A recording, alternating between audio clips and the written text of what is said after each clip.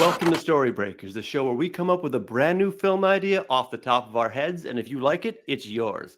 I'm your host, Chris Brennan, and with me today to break story is comic book writer and artist, Mr. Wayne Talbot. Wayne, welcome to the show. Thank you for having me. It's been a hot minute since we've done something like this. It has, yeah. Yeah.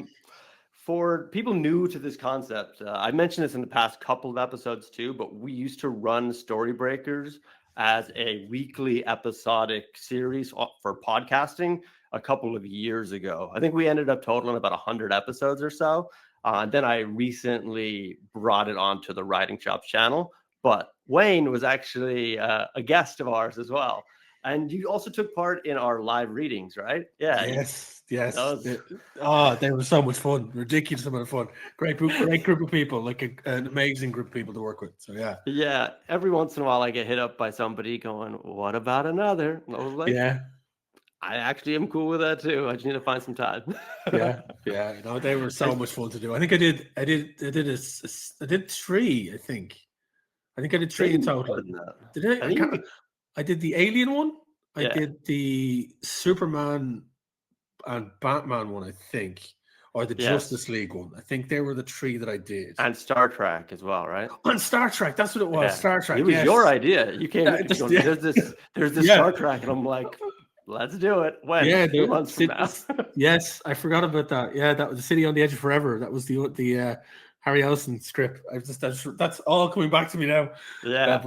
So what we basically did was we took unproduced, kind of infamous blockbuster screenplays, things that were greenlit, that were nearly went into production, and for whatever reason it never surfaced. They never were produced or published or released. And then we actually had them performed live on stage with a troupe of actors. And Wayne joined us on stage. I think you started as more of an ancillary character. Like you'd handle like Guy number 2 and Postman.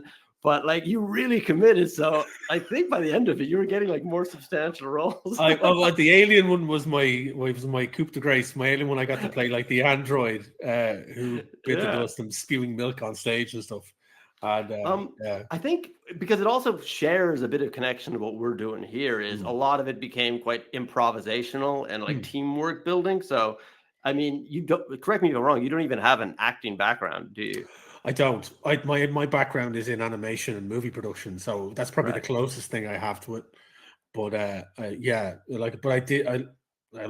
loved doing it. It was so much fun, and it just. But I think why you were actually great at it was you were quite collaborative. So, like in that improv section, like they have the words on a script in front of them, but I gave people like 1 or 2 rehearsals to like figure out how to act it out. So it was very chaotic and frenetic on stage.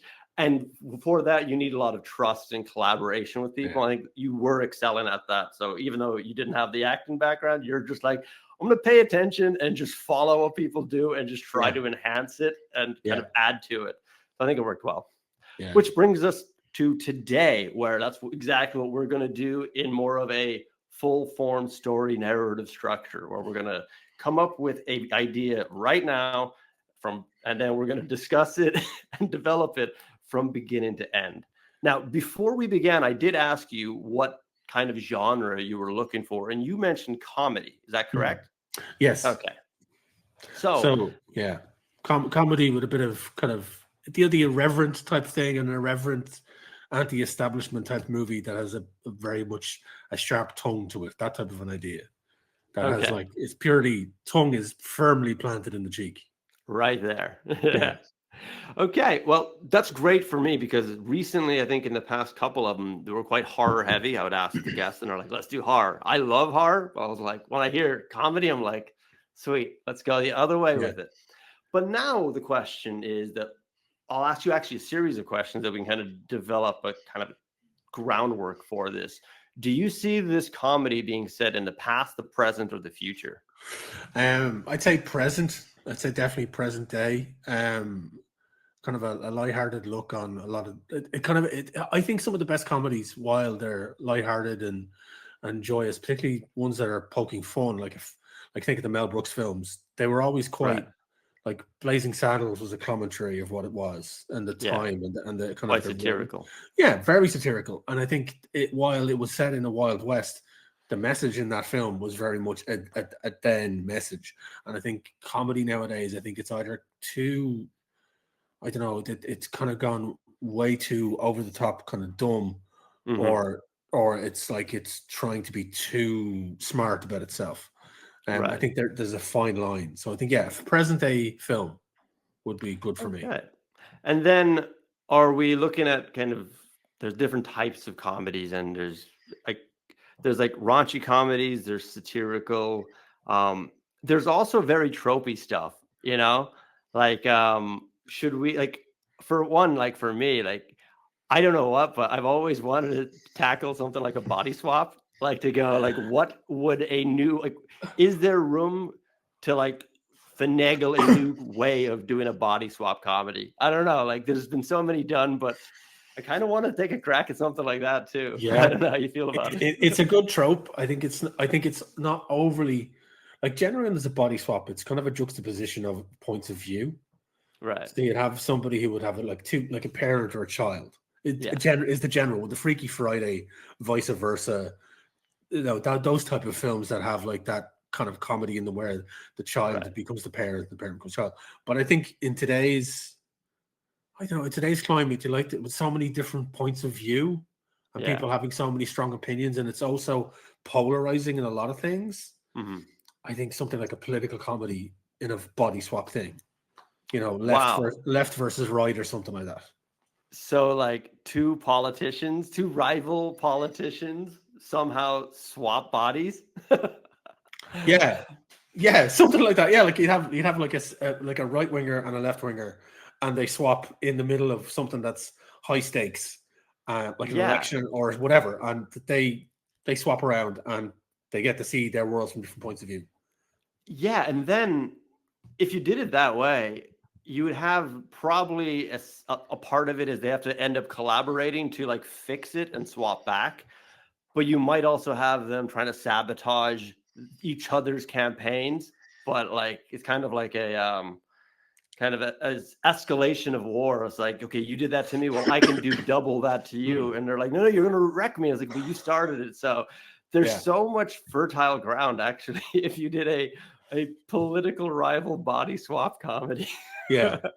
But I don't know. I mean, the thing about it is, right, and the danger with that type of a story, an idea, is that it can become one of two things. It can go way too far one way, or it become very preachy one way. And I think you have to walk the line again, and poke fun at either side, in a way that you're seeing the satire on either things, that the farce that both sides of the aisle essentially have put themselves up for. And I mean, obviously America is the easiest kind of target in this situation.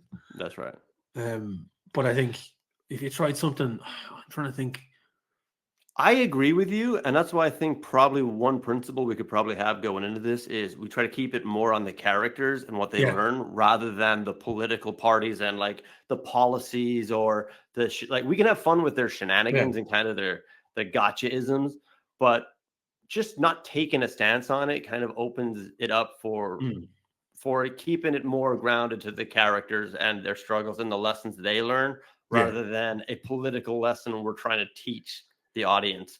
I think that there's lots of room for political messaging in films. I'm just not sure that this particular thing should be the one like leading the charge. Yeah, I mean, you could go really far weird with it, like in the second or third act, like have them do the body swap, right? Have them swap bodies in some way, maybe during a debate or something on the Senate floor, something happens, and then they do the body swap, and there's the usual, like, well, the right wing are against women's rights, the left wing are for socialism, all this type of stuff. And just as it's getting a bit too, here, hang on a second, there's a sting in the tail or something, like have it that. Because there's a big thing at the moment, and there has been for a long time, about conspiracy theories, right? So I'm trying to think how to word this correctly. I'm working it out here in my head as I'm saying this. That's what the show's about. Yeah. So say for example, you have this right winger and this left winger, and they're going at each other, but they've swapped bodies. So the right wing is ruining the left's opinion of this person, and the left wing is ruining the right's opinion of this person. And there has to be something that galvanizes them, that pushes them together to join forces to fix something, which will be the actual key central point of the story, is that none of this left and right shit works unless you're actually willing to meet each other halfway. Like everyone has to coexist. So why not have something that pokes fun at the conspiracy theorism stuff? So like they find out that the actual government are lizards. What? So oh my like, God. Whoa, hang on. I did not know. Right? You were, I like nearly choked. I did not know you go, were going right? to say. There you go. See? So imagine they're like at each other's throats. They're like, well, you're ruining this, and you're ruining this, you're ruining this. And it's the two of them against each other. But they didn't realize that they were so embedded in their hate for each other. There's been other things working on the outside. And it just completely flips this, like it's complete out of nowhere thing where it's like, do you remember the series V? Yes, I haven't seen it, but I know of it. So there was a series V called V in the 80s, right? And it was right at the kind of at the end of Star Wars. It's come and gone. It was 1984 or something like that, and people needed something new sci-fi thing. So it's this thing about these aliens that come to the planet, and they turn out to be lizards. And the reason why they came to Earth was to farm humans as meat, right?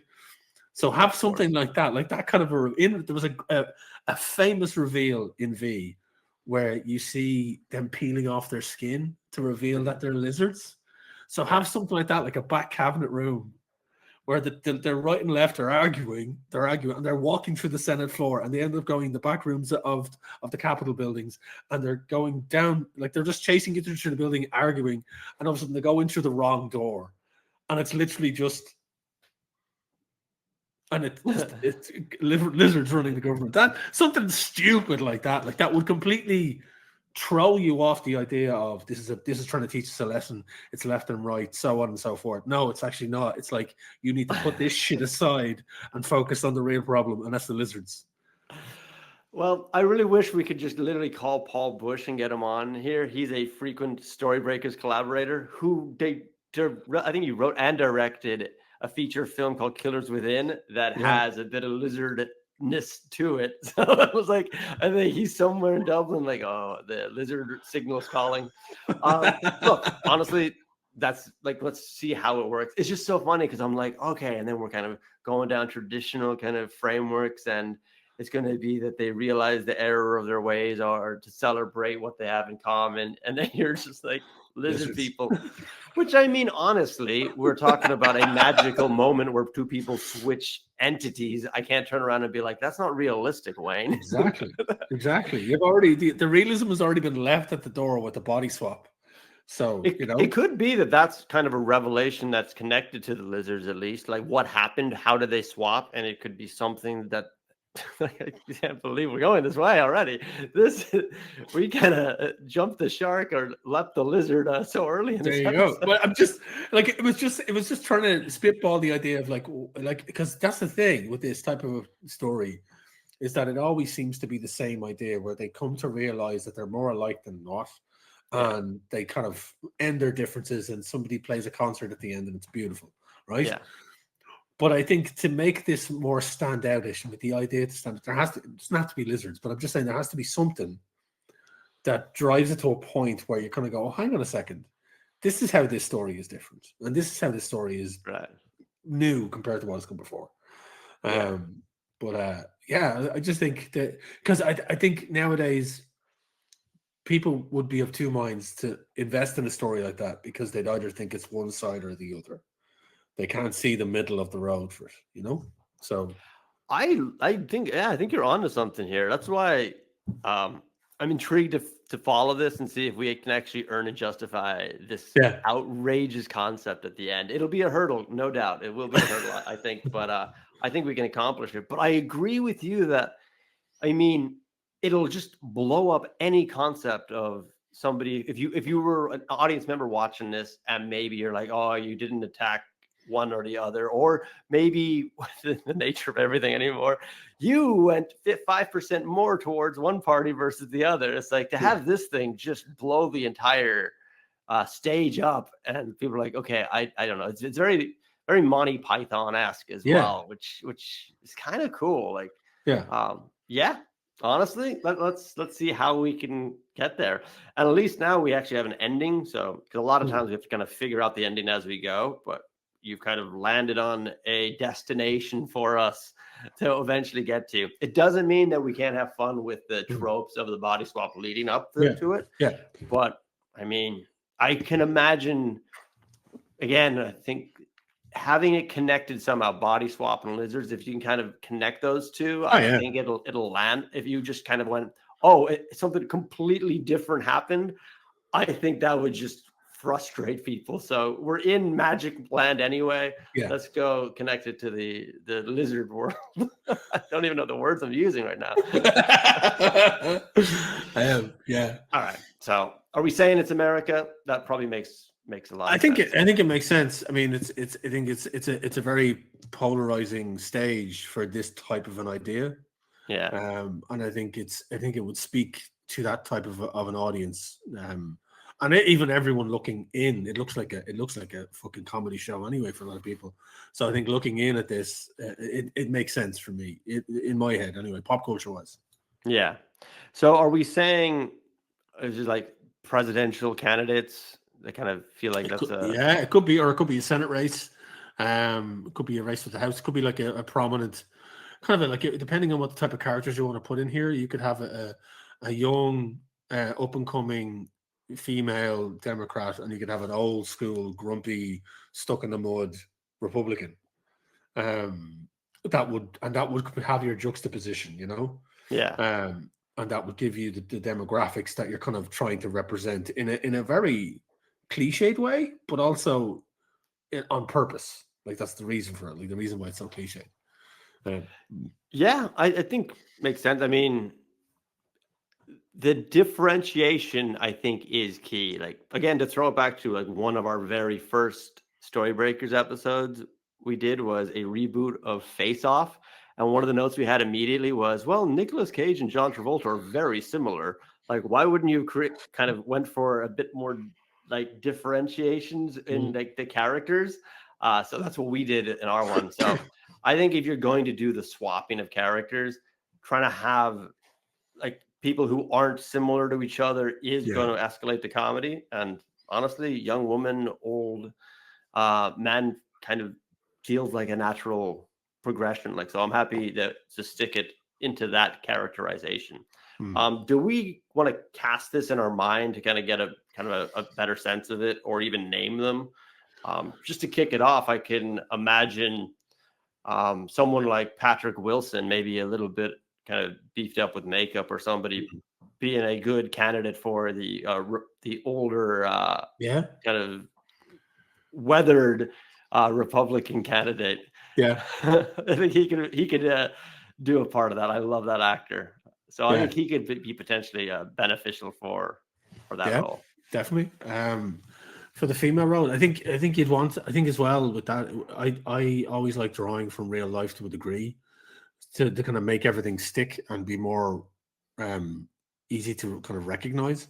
So I think even a young Hispanic actress, kind of playing the young Democrat up and coming. I don't know. I mean, who you would put in that? Like, I mean, if who you put in that role nowadays, actress wise, you'd want to have somebody who's going to have comedy chops. I'm trying to think off the top of my head. There's the actors from Brooklyn Nine-Nine. One of them is in Encanto. I forget her name now. What's her name? Patrice. Patrice is her surname, I think. Stephanie Patrice is her name. Yeah. And she's got that differentiation with her voice where she went. When I heard her real voice, I was like, "That's insane!" Because I just picture her as Brooklyn Nine-Nine. She'd be really good for that. Yes, I think she's a good shout. I think that's a good choice. She does have comedy chops, and she can play it serious, and she can do comedy, and I think she can be quite animated, but also quite stoic at times. So she could completely. So when she's inhabited by Patrick Wilson, she'd have to act that kind of rigid. That's true. And he'd have to reciprocate that. He'd have to be able to being a young Hispanic woman trapped in an old man's body as well. So you'd have that element of it. So there's a bit of the actual playing off of her character in Brooklyn Nine-Nine when it's Patrick Wilson as her. So you actually could, if there's anybody who can actually play two vastly different personalities, it's the person who I was surprised that her character wasn't her real life. Yeah. So we have Stephanie and Patrick are our main rivals. Yeah. And I think like probably starts off, I mean, you can do it like on a debate stage and kind of get in like real punchy with very dialogue heavy kind of debates, or you can actually go kind of more that newsroom kind of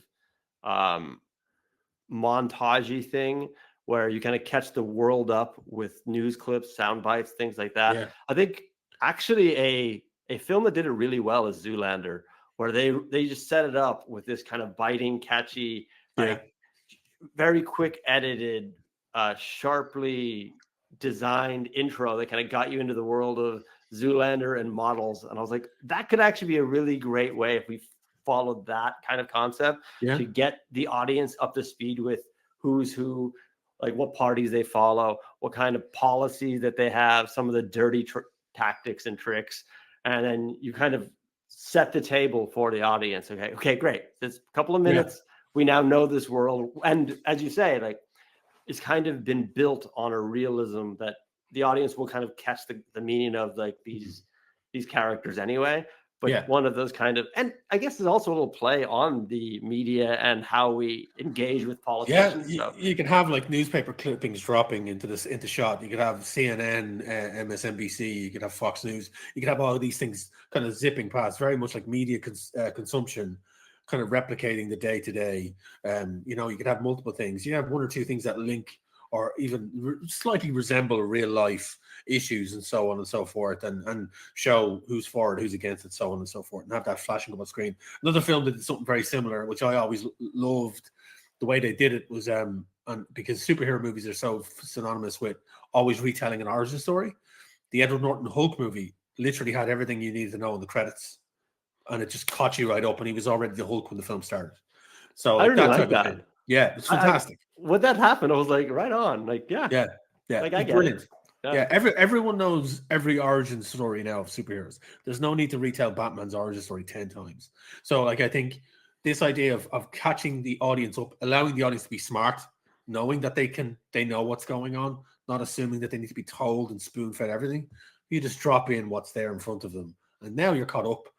And I think also you could not so much lampoon, but you could also take a snippet of a bit of Aaron Sorkinisms here, because if you're going to land in on a political debate, have it play like that. Because like one of the most famous episodes of The West Wing was the live debate episode where they did it live with Jimmy Smits and Alan Alda did a live debate on national TV in America, and they did it twice, one for the West Coast, one for the East Coast. Have it like emulate something like that, and again, that's a kind of a hook into pop culture where it kind of feeds that quick-witted dialogue to political opponents that are going against each other, beginning the film. It sets a kind of serious tone, but then you start to see more and more as the film goes on. Behind the scenes, for that, there is the comedy. It starts to build to that. And then when the drop happens of the body swap, then the wheels are off and away it goes. Like, yeah, I think you can even have the opening montage kind of set the idea that they're 50-50, like neck and neck, like this is like in polls, that is, we're not at the voting part yet, but just in polls are 50, like they're 50-50, like completely even, which is kind of fun with the swapping of them. And then like literally have the TV turn off, and one of the candidates, like it's Stephanie, just watching TV going, oh, I cannot believe this.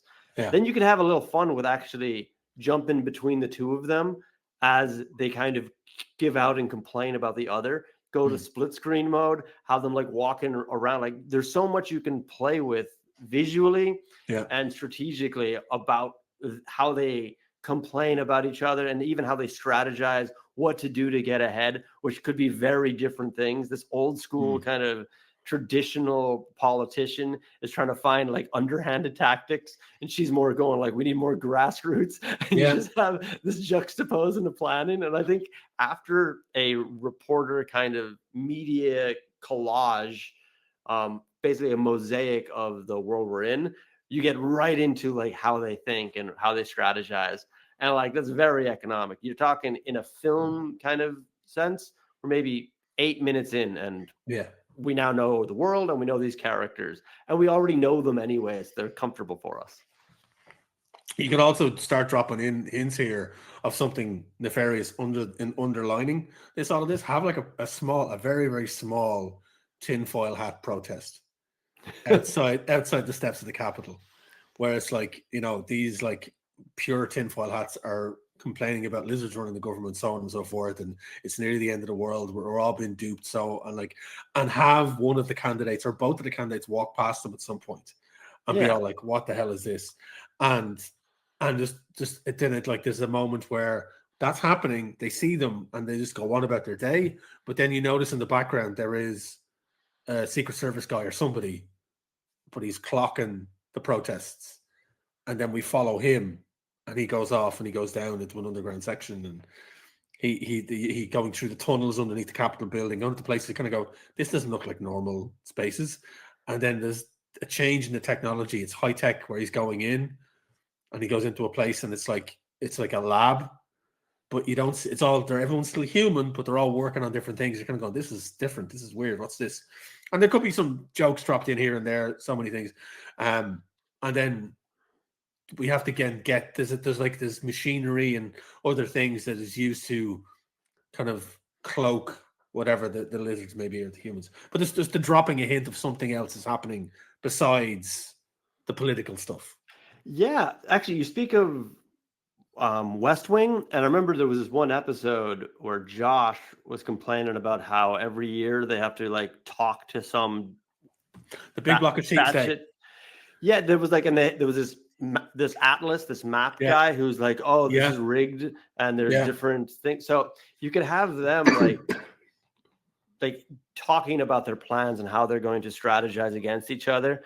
And then let's say Stephanie has a meeting with someone, and she's like, see, this is what I'm talking about. Like, what we're talking with grassroots, we're going straight to the people with their real problems that affect them all. And this guy's like lizard brains, and she's like, I'll be right back. And like, we've actually got it in as a joke, and it's like right in your face, but you don't actually know that we're actually going to go really in there. So you kind of get it in there as a joke and a play on it, kind of making fun of her, talk to the real people, because there's a bit of that anyway.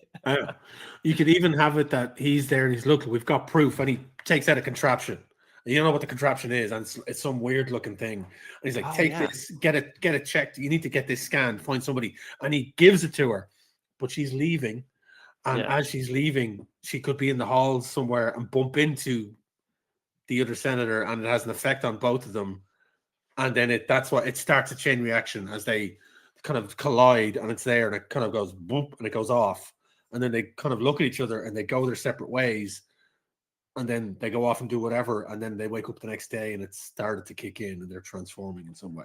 That's very interesting, because then I think we could get there, but we probably need like a little bit more in front of it. Like, I think you could have something where Patrick does do like quite a mean-spirited thing against her, and she's like, I got to meet this guy. And like, what do you mean you don't meet them? And so it's actually this so before they have that confrontation, this inventor or whoever this lizard conspiracy theorist is kind of slides her the thing, maybe drops it in her pocket, something like that. And it's at that moment of confrontation where like we basically it's like critical point here.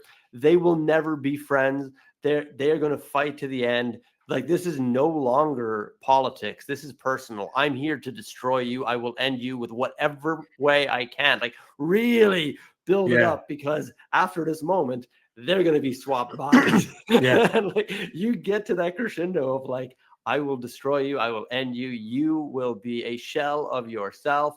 Maybe there's a tiny little bit of a lizard kind of thing into it. You'll be slipping back in your cave and never coming out. Like, you know, like just like get to the point where you're like, this is on, and then maybe the alarm starts beeping. Yeah. Match cut to the next morning, and you have that classic. And I think it should be very classic scenario of bumbling around and touching the face and screaming.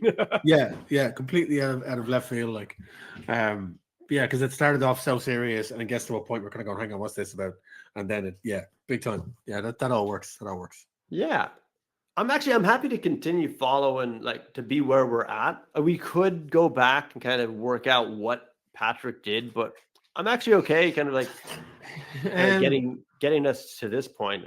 Unless you wanted to go back and kind of add some more. I mean, he could use the usual maniacal kind of like right wing kind of trope where he does something that, like, I don't know, like something he either puts out dirt about her, and tries to smear her in some way, be it like, oh, she was a pothead in college or something along those lines, and it wasn't that long ago. She's too young to be doing this, so on and so forth. Like, we need good steady heads in politics, and she doesn't have it.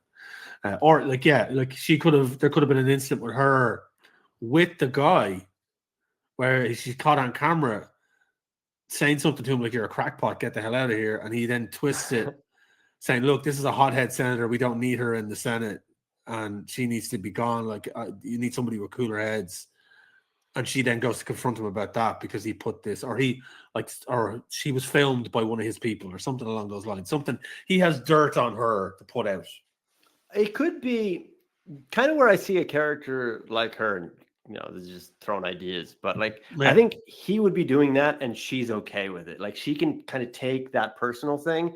But if it was then using like children as kind of like a media circus thing, like, like we've taken people at the border and we've put them in Maine and now they're lost. And like, it's kind of like, okay, this is just evil stuff. Like, what are you doing? Like, we're just trying to win a popularity contest, and you're pulling parents away from kids. Like, he does a tactic to rile her up, but it does have an effect on other innocent people. And that's where she's like, I want a meeting with him because this is not about us. Like, he can slam me all he wants. Yeah. But this is not about us. Do we want to make him that evil though? I don't know. That's a good point. How evil of a right winger? Because there's a lot of bad ones. But how evil of a right winger do we want to make him? Because if we make him too irredeemable, like, there has to be some, because he is one of the two main characters, he has to have some irredeemable qualities. Maybe there's some kind of photo shoot that he can have, like, where it's like he took credit for one of her things. Oh, that's a big thing, actually, because I've seen some politicians do that, where they've actually turned down bills and legislation. Like, they didn't support it, but then when it actually funds their local their local towns or cities, they're on the news taking credit for, like, so I've built this up. And it could be that, where that's like, as you say, you're right, we can't make him too sinister because there are lizards in the background. But like that kind of thing, which is frustrating, going like, you say no to it, but then you take credit when it works. Like, you dogged this for half of a term, and just because we're now because there's your constituents benefit from my work, you're taking credit for it. So it's like, I can take your insults, but you're taking credit for my work is unacceptable. I'm trying to think, like, off the top of my head. She could try to pass an environmental bill that would benefit everyone, but he attaches something to it as a motion to the bill to benefit him. There's money going to, while it's an environmental thing, because due to this environmental bill, oil and fossil fuels are going to lose revenue in this area. So we're going to put on a tax cut for fossil fuels if this bill goes through. It's because he's backed by big oil. Yeah. And she says, you only did this to make yourself some money, but you're now going to take credit for helping this get through, because the only reason you helped it to get through is because your buddies in the oil industry are there. And that's a big thing. Like, environmentalism is a massive red flag. So he could be like, it's a despicable thing, but it's not like, let's use these children for this thing. So I think is true. Yeah, something along those lines, where he starts attaching extra stuff to a bill that she really wants to get through the House, and it manages to get through, but only because he attached this stuff to it, and it makes him look good because the news is actually he helped it get through. Yeah, because he managed to get it. Yeah, he's the one offering the olive branch, and she's not. So it's like, how do I look crazy? And it's like, well, you're hanging out with the lizard guy. And she's like, how do you know that? You know, like, I took a meeting. You know? Yeah, something along those lines. Yeah. But yeah, so before that, the crazy person kind of shows up again. Like, I think she should get out of that first meeting kind of fine, and he's just yelling at her like, I got something to protect you, or I got something like. And later he kind of bum rushes her in this kind of startling moment. Yeah. And like security are there, but at that point I think she needs to like, do you think she should take it? I imagine for someone like that, you do not want whatever they have. So now it's in her possession, maybe in her jacket pocket or something. Yeah, he could slip it into a bag or a jacket or something. Yeah. And that's with her during that confrontation. Sciencey as I remember it was Joss Whedon, I think, had that note when he was writing Avengers where he was like, I'm writing this and I don't need to know what it is, so I'll just go sciencey, and I go back to the character work, which I think is a really fun thing to do. Like, don't spend your writing time trying to work out logistically what it is. Like, you'll figure that out later. So that's what they did in Star Trek. Yeah, they did that in Star Trek. I just wrote technobabble in the script, and then Geordi and Data would say a few words, and then that would be it. So yeah. That's great. So yeah, techno babble, and she's has a big fight with him. They will never ever be friends. They're rivals beyond politics now. Like, this is a blood feud, which is a perfect place for them emotionally at the highest point of conflict to wake up the next day as each other. So yeah. So now I think that's where we're at. So they wake up, got that classic alarm clock going off, bumbling up, feeling like looking around. I don't know where I'm at. Looking in the mirror, freak out kind of thing. Like, is there? I kind of think knowing where we're gonna go, we don't want to be crazy all the time. There should be a bit of a balance. So that's a familiarity, and kind of setting the audience up, kind of. Those kind of moments where the audience are just ahead of the characters, where they're like, oh, I know what's going on here. Yeah, that's funny. So yeah, I think that's where we're at now. They have that scene where they're just absolutely freaked out, and most likely what they'll try to do is contact somebody they know and try to tell them, I don't know what's going on. Of course, that person won't believe them until like they get confirmation that the other person is complaining about a very similar scenario to them. Because you could have like their aides or something, like would call her aide or PA or whatever, and their second in command and say, look, there's a bit of an issue, and it just doesn't make any sense. But then like it could be that like they have to make their way. They knew that there was a particular vote that morning that they had to be in the house for. And they make their way there, and both of them vote in the complete opposite way they were meant to. Right. Yes, canceling each other out, but they out each other as being something weird because they're looking at each other across the aisle, and they're kind of like, there's that scene where there's a scene where they all come into the house to do the vote, and they're both looking at each other weirdly across the aisle, and then they kind of gesture and agree to meet somewhere. And you see them follow to the house, and after the realization, they're kind of like, people don't believe us, what's going on? And they're like, what did you do? And there's that confrontational piece where they're like, what the fuck are we going to do? What's happening? So yeah, I think that needs to kind of be a thing where they're seen conversing in the corridors of the Capitol building, and it's people are starting to go, what's going on here? And there's some questions being asked. I like it. Yeah. You're really good at the big picture. Like, you're like, okay, this is the next segment already. Because I'm sitting there like, oh yeah, so he can call like his like trying to get in contact with her assistant, but with his voice. Yeah. And maybe it's like, look, I'm telling you the truth. And she's like, look, I know AI is a thing. I know these pranks, you can make people sound like anybody, you know, like they don't believe them. So, but his people are rushing him / her. Yeah. Like, as you say, like, we've got this important bill, like you've got like move, like get going. And like, it's those delicious situations where like you can't stop like the day itself and go, I don't know, like you're kind of like thrust, and you can handle this very well. Like if this is a film and like with edit of just kind of frenetically pushing this person, like, here's your stuff, go, move in the car. And they're like, can I talk to this? Like, you're match cutting between the two of them. It could even be a play on the early scene where they were given out about each other and their strategies. Now it's like they're completely bewildered, and they're just being basically carried to the next to where they're getting to. And yeah, I think there's a lot of fun that can be had in that scenario. And basically they're not given much time to even think until you just have that exactly you say, like they're kind of thrust into the room and then they're standing there and it's like, oh, just looking at each other. And then they would make that decision of, I'm going to vote the way that I, in my soul, believe, not how my face looks. They cancel each other out. Shocking thing. You can play with the media on this. And then it's just like, what is going on? They basically like blew up each other's party by going the wrong way. I also like what you said there, where because naturally they would want to get together to figure out what's happening, and then somebody gets a document of them or like kind of photographs them talking.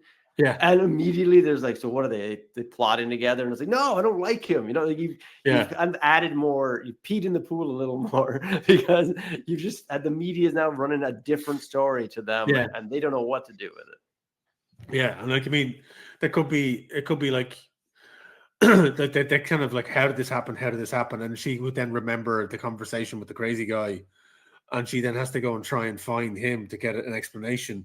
But it's like as Patrick Wilson, so it's like but it's also a case of they have important schedules to keep. So say for example, initially she would have had all these grassroots movements, small community meetings, seeing the everyday person dealing with that. But he would have had meetings with super PACs, big money, these kind of corporate meetings with fossil fuels, all this type of stuff. And she's going into them for him, and he has to go into these for her. And we get to see the two different sides of the aisle and how they approach it, how like a lesser known Democratic a candidate, young Hispanic woman, would be viewed, and how a daughtery old Republican would be viewed. But then their juxtaposition would then see them in those situations. So Patrick Wilson in her body would see like the everyday person affected by policy, so on and so forth. And it starts to kind of, and then she would then see the big wigs, the money makers, all this type of stuff, but then also hard decisions made in certain rooms. So if he's already for example, this is just me spitballing ideas here. He's already he's a well-established senator. He could be on committees for defense. He could be on committees for oversight, so on and so forth, spend on certain situations. He could be privy to top secret information that she is not meant to be aware of. And then she finds out about it. And it's like, this dude's making hard choices. And he's been having to make these hard choices in situations that she didn't really fully understand. And then same with her. She's looking at the everyday person that is affected by big Washington policies, job losses, so on and so forth. The stuff that people really worry about on a day-to-day basis. And it kind of gives them an inkling into each other's lives day to day and what they hope to represent and so on and so forth. And maybe some respect starts to form with certain aspects of it. Not all of it, but certain aspects. I love it. Yeah. I mean, you're just going on some runs here. I like it a lot. It makes total sense. Yeah. That's a really great character framework that you've just established. I could even see that one thing they'd probably do early on in exactly that is they start canceling those meetings because they're like, I'm not taking that, and then they're starting to hear from people like, you can't cancel this. Like, this is really important. So they're like, so then they're kind of forced to go because that could be the first thing. And maybe they actually have to like get in contact with each other. And it's like, I'm not going to your dumb meeting. Well, I'm not going to your, but you have to go. So like their people are telling them they have to go. And then they're kind of talking to each other. You have to go to this. Like just don't blow it up. And it's like, you can even have a bit of the beginnings of that where they're being quite mischievous and they're kind of sabotaging those meetings because they hate it. It's disrespectful. And they start hearing back like the erratic behavior of the other person. So in that kind of arc and journey that you've established, you're kind of going from the I cancel the meetings, now I'm attending, but I'm being quite mischievous and basically I'm trying not to curse here. And we have no issue with cursing, but I'm trying my best not to. They're being very derogatory and dismissive, and it's really affecting how the people at the meeting are seeing that candidate, how they perceive that candidate to be real. So it's actually backfiring on both of them until they eventually have to kind of go, hey, look, just treat it seriously, you know. And there was this one moment I thought when you said she, like, as Patrick Wilson, she goes into this meeting and gets basically an overview of some real top secret, dark, kind of very difficult decisions.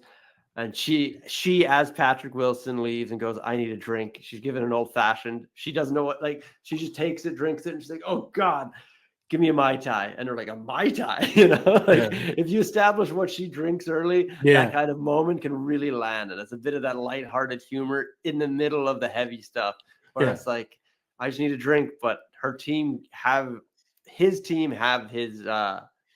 tipple on hand.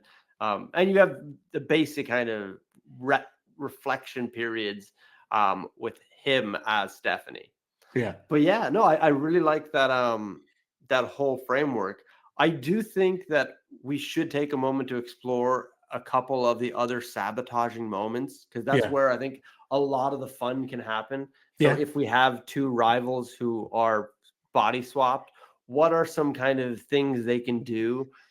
Maybe, for example, one of, like, they're booked into interviews on like CNN or Fox News, you know, and now you have like an interview scenario where they're like, I'm just gonna like act like a crazy person, or I'm just gonna say something completely outrageous, and they both do it against each other, and then it both affects them. So like, why you do that? Why'd you do that? You know? So you have these scenarios, these kind of segments that can happen alongside your arc, but they're just very unique to this particular situation they both find themselves in. Yeah, you could, like, I mean, if he's depending on how staunch Republican and how Christian right wing Patrick Wilson's character, you could have her go on like CNN or Fox News and say, look, I'm for gay marriage. I think people should get to do what they want to do, live their lives, love who they want to love. While I'm at it, a woman's right to choose is her own damn business. And like, it just totally snowballed these kind of things that usually you would see on those pundit shows. They'd be like, hang on a second, what? And then as her, then she will go on and say, look, I think people need to be more conservative in their belief. I think there should be religion in schools. Like, take the tropes that they use to poke each other with, flip them on their heads, but put them in scenarios where they're acting completely, as you said, completely wacko, and trying to like totally sabotage each other and going over the top of it. Not just being very like, well, I think you should do, like, really animated kind of serious situations, and put them in like photo op scenarios at these things where they're going completely off the rails and stuff, like, you know. Like I could keep mentioning kind of cutting back and forth. So I imagine if you did this again, you wouldn't be so you wouldn't overdo this this narrative conceit. But I do imagine the scenario where you're cutting back and forth between like media appearances, and just like you said with the religious one, where it's like, I believe in gay marriage and this kind of thing, and then kind of you end it with going, maybe God is dead. It's like, wait, what? It's just Patrick Wilson just pondering, kind of like thinking out loud, and then you're getting, it's like the escalation on each other. They're watching what that other person's doing, and this is their retaliation on another media call, and it's kind of keeps escalating. And I think you probably get to that point where, okay, you like that, how about this? And then one marches off, they're doing another public appearance, kind of like a montage. But I do think that ending it with maybe God is dead, and it's just kind of like boom, then they meet each other. This has got to stop. Like, what benefit is this? We're not helping anybody. You never help anybody, you know, like this really biting satirical talk.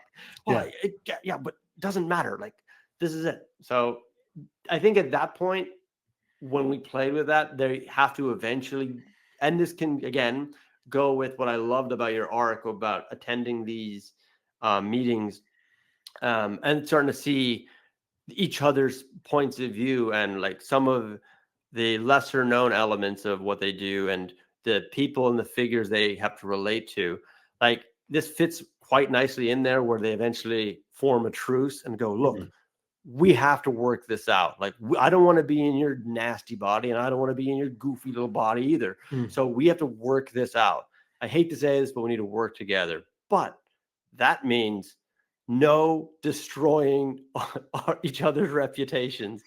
And then they kind of go into those meetings and go, okay, maybe I should listen. And exactly how you detail, they start giving it a chance and they start seeing what the other side is actually like. And they kind of leave going, huh, okay. Yeah. I still don't agree with most of it, but like, I'm starting to understand. I'm starting to empathize, which I didn't have because it's been such a battle of back and forth. It's been so left and right. Now I'm kind of or it's so black and white. Now I start seeing the gray in between. The gray, yeah. And during that montage of the craziness and into the realization that they need to actually work together, you could cut to another scene where it's the underground kind of labs, and it's like the guards, and they're like, we've discovered that one of the devices is missing, and they bring out a case, and they open the case, and it's like an inlay of foam, and they've got similar devices, and one is gone, and it's like. And then you see that the scientist is like panicked, and he looks up and there's like CNN screens, and you see the craziness happening. So you see them have the body, they kind of look at the gear, the equipment, and they look back up at the screen and they see like this like staunch Republican senator talking about gay rights and waving a massive rainbow flag and so on and so forth, and God is dead and stuff. But then they're kind of, you see them kind of, and it's just done with looks. It's not even, and just one of them just was like, oh shit, and then like it just, I actually really like that just because of that outrageous but still subtly done comedy where it was like, this could be anywhere. Like, we don't know what happened. Like, any two people in the greater United States could switch bodies. How are we ever going to know? And while they're saying it, like between each other, you see the TV on with these kind of lunatics, and they both just look over and go, oh, this is clear as day what just happened. Like, just having that kind of like, we'll never find it. It kind of reminds me of the it's one of my favorite edit shots. What I said right now isn't an edit shot, but I take pleasure in bringing this up as much as I can. One of my favorite edits in cinema is Indiana Jones and the Last Crusade, where they're like, Marcus has got a head start, and it's like, he's like, you'll never find him. He speaks 5 languages. He'll blend in. By now, he probably has the arc. And then it cuts to Marcus lost in a crowded city, screaming, "Does anybody here speak English?" I love that.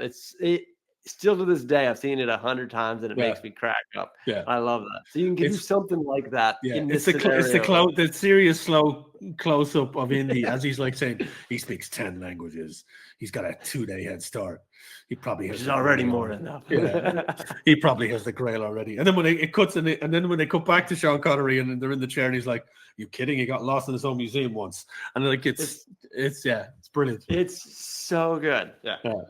So it probably doesn't even connect. I just enjoy re-experiencing that moment. But it has a kind of vibe to it where it's like, what do we do? Like we there's no way we could ever find out. We'll never have that. You can be pushing in gradually and then just do rack focus to the screen behind him. And it's like, never mind. And then you just walk off going, okay, we know. And because of that, then it gives us a new texture, or it's kind of escalated the narrative now, because you probably, one of the issues we have with these kind of body swap comedies is that's the gimmick, and you just kind of live with those scenarios for too long. Whereas because you've introduced lizards, we now have somewhere actually we need to get to. So having this organization now come in, and the video just gave a thumbs up. That's interesting. Because they have this, we have these characters coming in. They're going to change the texture of this narrative, and now we can actually evolve the narrative away from the back and forth. We still have them learning about each other.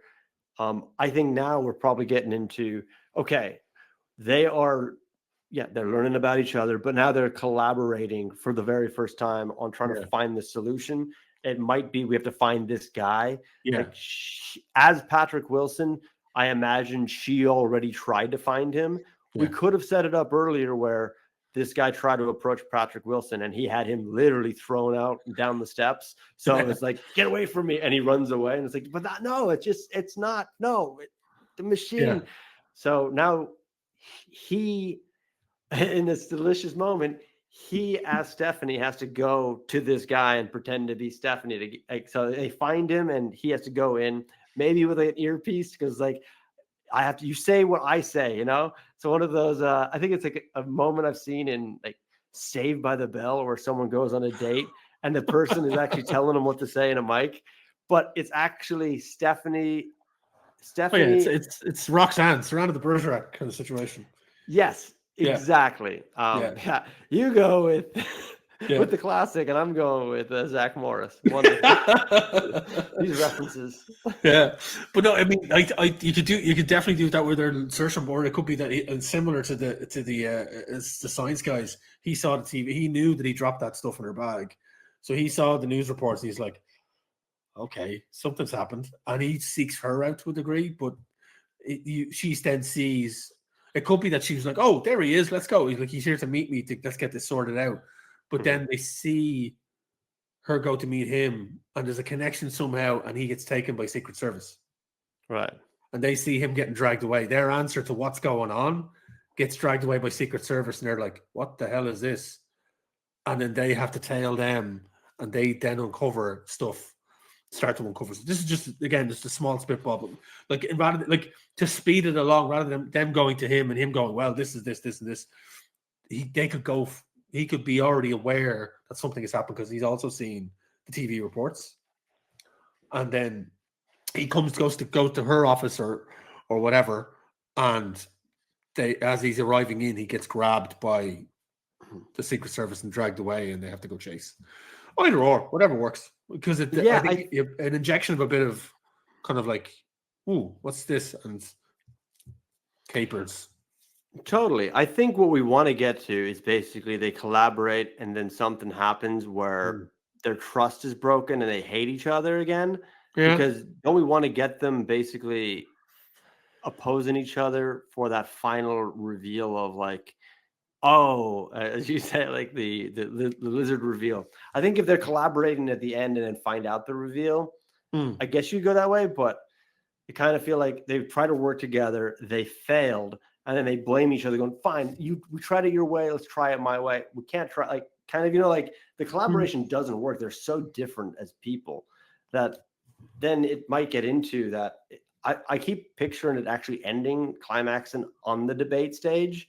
Yeah. So I'm not sure if that's where we really want to go, but it's kind of where I imagine like they have now a lot of animosity and they're stuck. And we had this kind of moment that we're trying to drive them to, kind of like basically your ticking time bomb. Like we're 2 days, we have this moment. I just can't picture, unless you have another alternative, like we're trying to drive them to a debate where they have to get up on stage and they have this truce where they're supposed to behave as the other person, but now they have to debate each other and they don't believe in each person's arguments. So I kind of imagine we're going to get to that place, but if they collaborate all the way there, I think we're losing a lot of texture for the conflict. So I think they should try to collaborate. Makes total sense. Something happens maybe around how they get that guy and it fails. Yeah. And then they disagreed with the best approach. I could even imagine it's that kind of, he wanted to come in like a sledgehammer. She wanted to come in like a scalpel, like be soft and be subtle. And he's like, let's just go in and get him, I'll get my people. And either way it fails, but it fails because they don't actually communicate and collaborate. So it just falls apart because they didn't play well together. Yeah. But either way, it was it's their inability to collaborate and work together is the reason they failed, but it's also the reason that the rivalry kind of kicks back in and they're like, forget it. Like I'll figure it out myself. And they just go separate ways.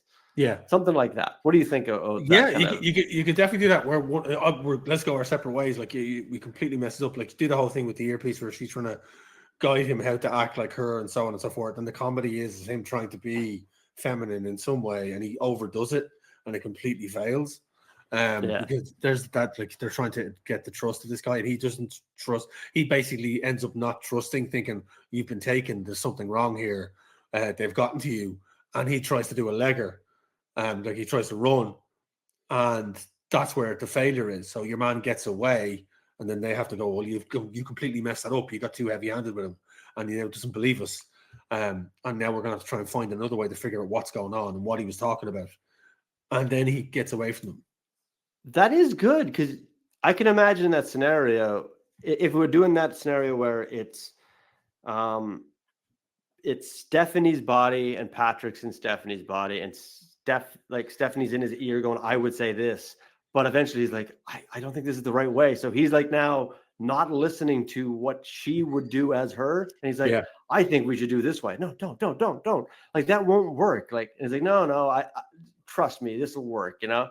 And you even have a little bit of the, you have a bit of this misogyny and kind of sexism in there going like, as a young woman, he tries one of those power plays and it just doesn't work, because it works when he had the gravitas of the older white male with the seniority and the experience. But when he tries one of those power plays in her body, it fails miserably. And she's trying to warn him, like, it doesn't work. Like, you have it easy. Like, I don't have it easy. Like, and you have kind of that chemistry there, which we haven't really alluded to, but I think that's inherently going to be kind of carried in the dialogue. But in that kind of way, I think that's where you could get them disagreeing with the tactic, and it fails because what they do is they both try their own way instead of just trying one way. And I think something like that in a scenario that could be around that the inventor or that person who gave them the device. It might not be that guy. It could be that they're trying to coerce a Secret Service agent to get in there. So, because I understand your point, like if the guy knows they swap bodies, why would he be like, oh, you're not who you say you are? So it could be trying to get an official to let them into him. And this is the tactic they're trying to play. Whatever kind of way, like in another draft, we could probably figure out a more logical reason to get to this point. But I do think that this is servicing a lot of what we needed to do in order to get them to collaborate on a very, like, it's actually a very traditional or well done scenario. I don't think it's really been done this way with the body swap thing. But it gets us to the attempt to collaborate. They're vastly different personalities and experiences, what drives them apart. And now I guess we're kind of get them to the debate stage. I think they ran out of time at this point. Well, I mean, it's just a wee backtrack that you could actually flip it a bit. If this guy has been captured and they need to get to him in order to figure out how to turn back, and he's under Secret Service protection, or he's basically being held, Patrick Wilson would be the one to go, as in Stephanie Beatrice in Patrick Wilson's body, would be the one to go to confront the kind of Secret Service to get access. And he'd be the one trying to tell her in his body, this is how you're meant to play this. And she doesn't play it that way because she has no experience dealing with this high level security like he does, because he just figured that out in the meeting that she had previously. Linking it back to that meeting, going, I like one of the guys guarding could be one of the lieutenants that was in the meeting. I remember from that meeting, good meeting, so on and so forth.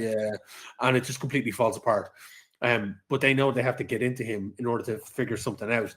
But like, I think when they get to the debate stage, that could be the finale where, look, we need to get to we need to be sorting this out in 2 days' time, because if we turn up to that debate in separate bodies, it's not going to be do anyone any favors. We need to get there in our own kind of swapped back. So that's the finale where it's literally kicked, like, not to jump ahead, not to jump ahead to the ending, but it's like the ending should be like the introduction to the debate, and they're literally now time for the first question. The presenter shuffles the cards and then credits. That's the ending. So that's what they need to project themselves to. So it's the the caper that they have to get through to find out what happened, who did it, how they reverse it. So it's kind of the failure of the two of them going their separate ways, then separately trying to figure out how to get to this guy. And then something could happen that they end up, one of them gets grabbed or two of them gets grabbed separately and brought in to say, what do you know? And it doesn't, and then at this point, even it doesn't even have to be lizards. I've been thinking about it as we've been talking. It could just be that this is all like alien tech, Area 51. Let's link it back to our old X-Files stuff, you know? Right, you know what right. I mean? Like this could be like that. This is material that was discovered and it was under lock and key and it got out. These conspiracy theorists got it, and it's energy-based weaponry that we were researching and it shouldn't be out in the world. And it's actually like that. And it's a case of, oh, by the way, we also have an alien helping us fix it. Or if you want to have that bit of weird in there, have something along those lines that they're the hoops they have to jump through to get. You could tie that in with Stephanie as Patrick with the top secret things and a hint of like, oh, we are on another level, another playing field that I didn't even know about. So there are tough defensive scenarios and decisions that have to be made, but there's other things. We don't have to reveal all the cards there, but you get to that point of like, that's real. And it's like she as he literally responds and blurts it out, and they're like, yeah, of course. Like, what are you doing? You know? Yeah. That makes sense. I even think if we're going to do the earpiece thing, we probably have to do it for both anyway. So I completely agree. For him to kind of talk his way into the Secret Service, it's her in his ear. But before that, we should have that scenario. Let's just say for now, it's trying to approach the guy and he gets captured by Secret Service because they're not playing, like their communication isn't they're not working together well. So Stephanie approaches with Patrick as Stephanie. I know this is confusing. My apologies. So Stephanie's body approaches and Stephanie is in the ear. And that's a scenario that ends up having the guy captured and taken away. And then the role flips around where he's like, now I have to be the one who Patrick's body has to be the one to get them out. So you even have that kind of friction where they both experience trying to get the other person to pretend to be them, and they've both rejected it, which balances it all out. So I think that could be quite fun. And then, so we basically get to that stage where I think now we are at the point where Patrick's body is trying to get into the crackpot. We should have named him, but let's call him Crackpot. And I think that's where we're at. So I'm curious. A bit of stunt casting on the conspiracy theory guy, right? Complete stunt casting. David Duchovny. He's a hand jockey. or completely flip it. Cast Gillian Anderson. It's true. I do picture now the Zoolander hand model David Duchovny, though. I can't get that out of my head. I'm a finger jockey, baby. That's it. Yeah. Like, I mean, you could take the piss, like do something stupid like that. But I mean, like the full-on conspiracy theorist turns out to be that individual. But anyway. So I think I'm curious now where you think we should go, because you think it should end on the debate stage and cut from there. Whereas I was kind of thinking we were going to get them on the debate stage and then chaos happens and basically kind of, I'm not even sure where we go from here, but I thought it was just going to be, that's where it just, the whole plot flips over and not Blazing Saddles or Monty Python, but a bit more control than that.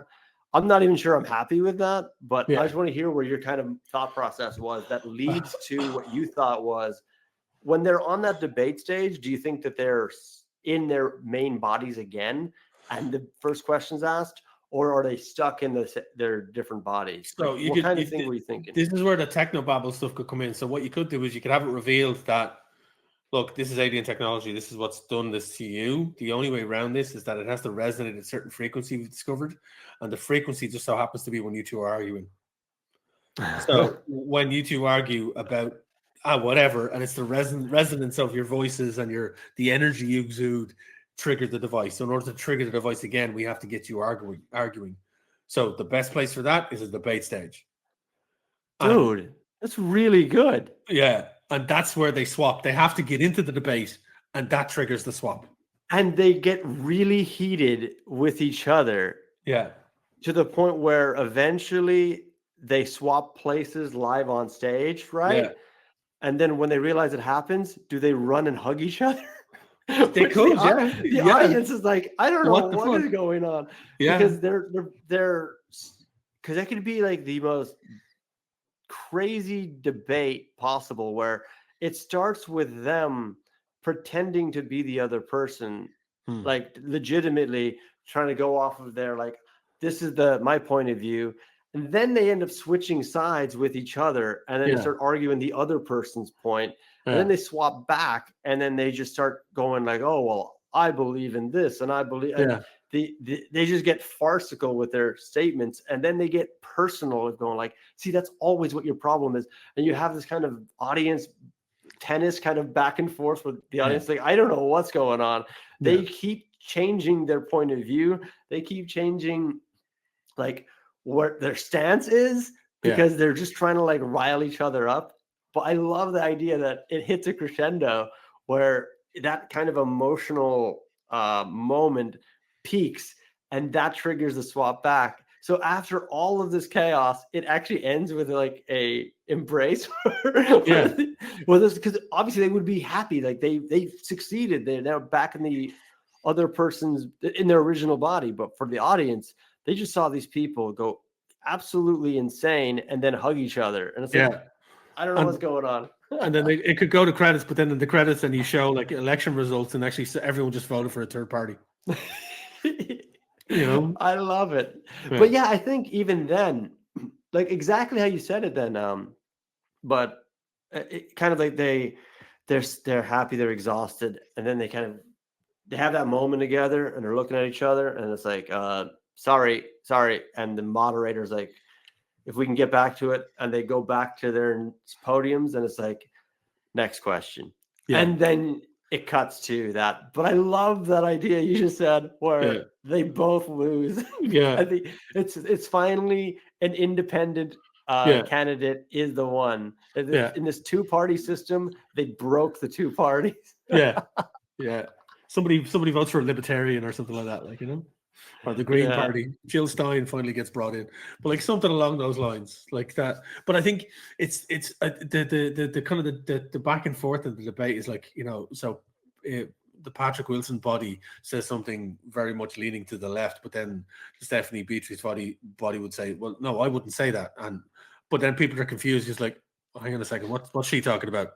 But then he's like, yeah, no, but I would say that. And it's all this like weird dialogue that we get because we were in on it, but the audience are like, what the fuck is going on? So, and if you've set up those kind of talks in the beginning where it's like at the very beginning, some person is being accused of being a puppet, like you're just a puppet for this organization. Now they're literally going, I wouldn't say that. I'm not trying to put words in your mouth, but you are putting words in my mouth. Well, they are my words that are coming out of your mouth. And it's like, exactly, the audience are like, wait, so are you saying? And the moderator is desperately trying to control it. Going, are you calling her a puppet? No, you are the puppet. You're admitting that you're a puppet. Who's the puppet? Exactly. Yeah, it could be all over the place. I really like that ending. I actually do. I'm actually happy that we kind of pivoted away from the chaos of lizards, and there's absolutely areas where we can introduce the alien tech and the alien. I'm actually happy with that.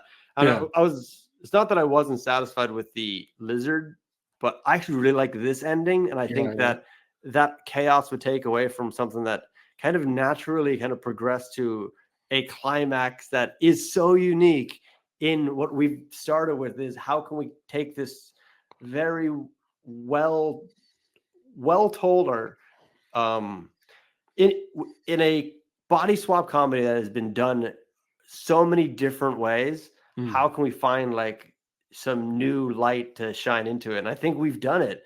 And it didn't have to go for like, let's blow it up at the end. Like, I think we kind of earned it the right way, but it needed that chaos kind of sprinkled throughout it to like really get us there.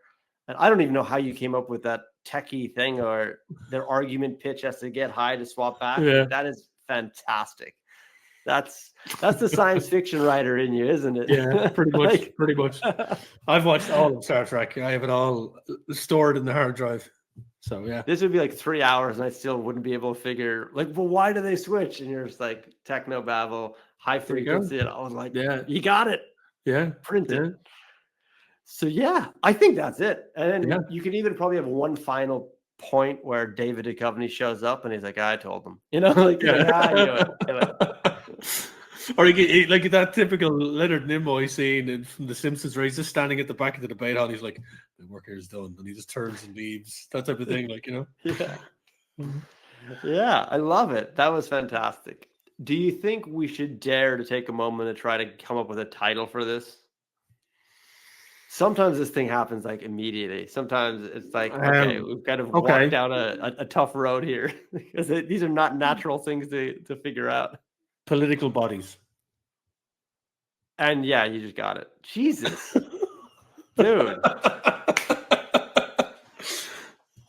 Yeah. Happy with that. There you go. Political bodies. Yeah. Yeah. Great.